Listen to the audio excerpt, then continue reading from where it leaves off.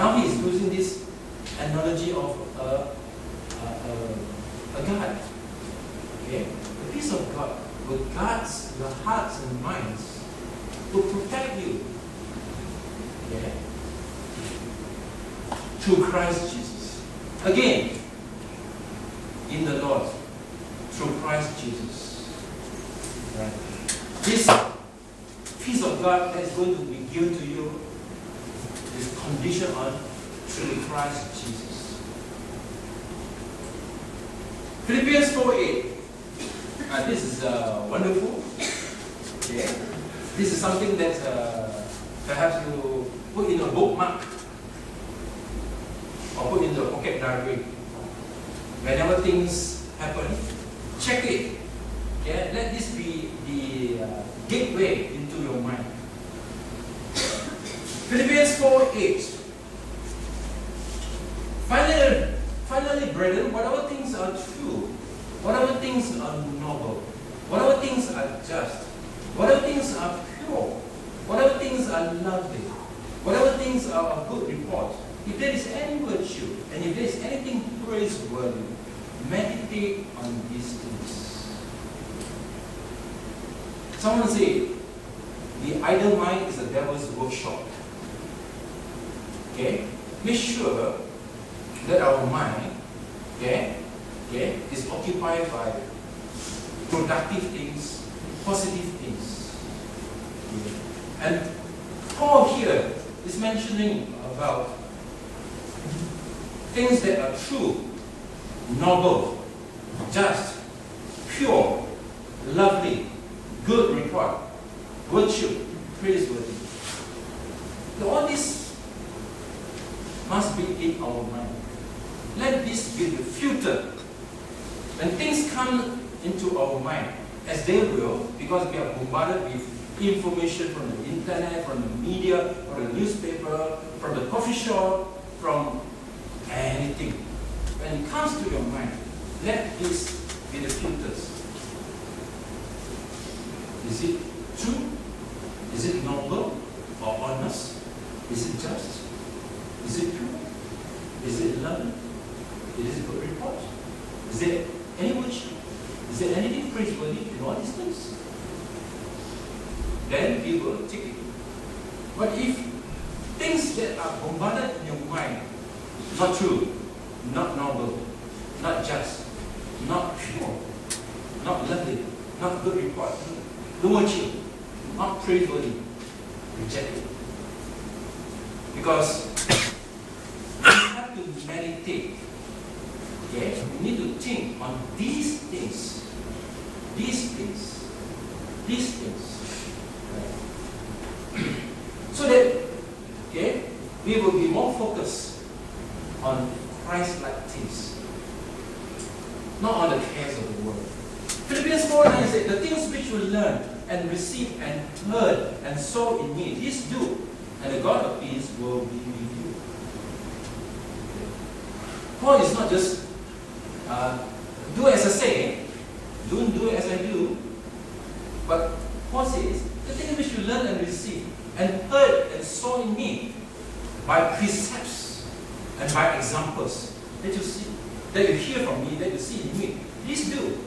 As Paul says, be ye imitators of me as I am of Christ. Do. And when you do that, the God of peace will be with you. The peace of God will protect you. The God of peace will guide you. Philippians 10. But I rejoice in the Lord greatly, that now at last your faith for me has flourished again. Though you surely decay, but you lack opportunity. Paul was mentioning very specifically to the Christians at Philippians, hey, I just want to be joyful just because of you, right? You know, from the very beginning, you have been supporting me, pray for me, even send some material support. But because of distance of time and space, you lack the opportunity. But now then, the opportunity has come again. And I'm so rejoiceful for you. And he says, but not that I speak in regard to need, for I have learned in whatever state I am to be content. Okay?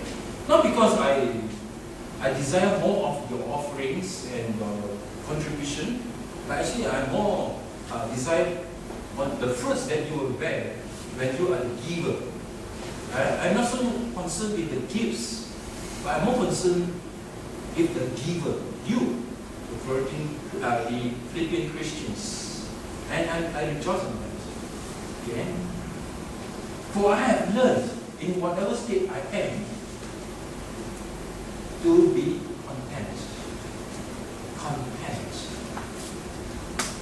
Christians must remember the word content. Contentment, okay, is not complacency, nor is it a false peace based on ignorance. The complacent Christian is unconcerned about others, whereas the contented Christians want to share his blessings with others. There's a difference between a complacent Christian and a contented Christian. Okay? The Bible did not tell us to be complacent. The Bible tells us to be contented. Right? Contentment is not an escape from the battle, but rather it is an abiding peace and confidence in the midst of the battle. 1 Timothy 6 verse 6 tells us that now godliness with contentment is great gain. Yes, we need to be content.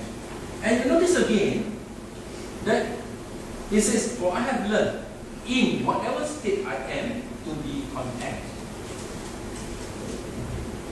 He did not say, for I have learned with whatever state I am to be content. Okay? The King James Version says, therein. He did not say therewith. Right? So sometimes we may find ourselves in a situation where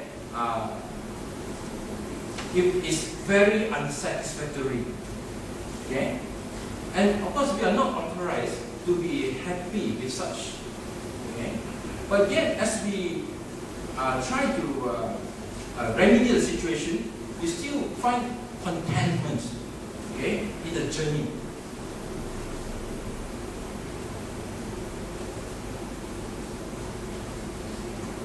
If you're driving a very small car,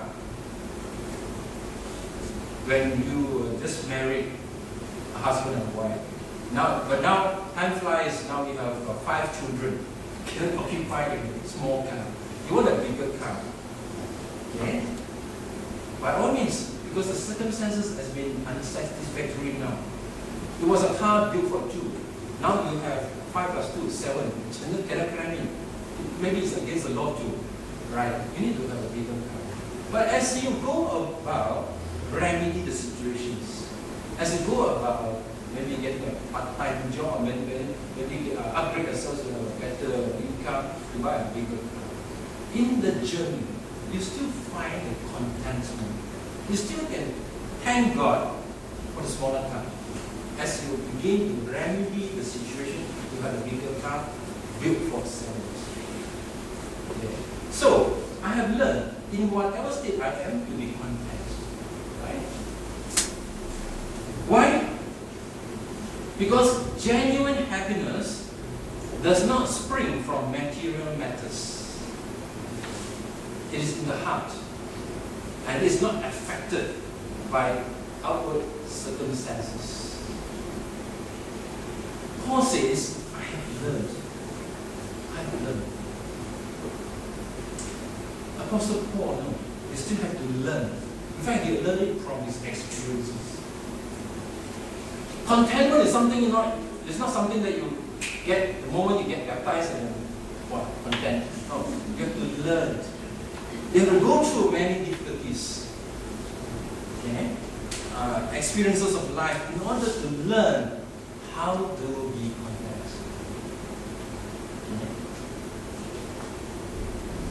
For I have learned in whatever state I am, to be content. This is the description of a man whose resources are within. He does not depend on things without. He can find contentment because there's something in him. He did not find contentment outside.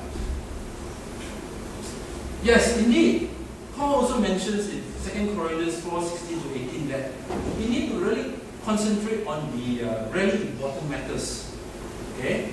The invincible and the eternal things. Okay? Our suffering in this present time, okay, is just but for a moment. In 2 Corinthians chapter 4, verse 16, 17, 18, it says, therefore, do not lose heart.